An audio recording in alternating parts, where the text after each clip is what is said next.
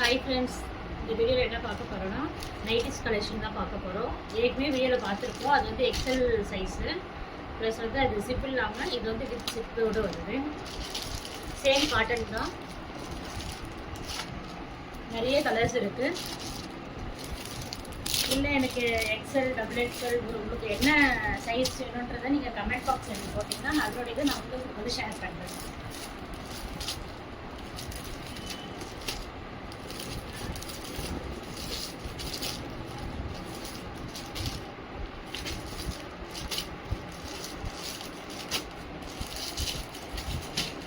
Thirty plus colours இருக்கு.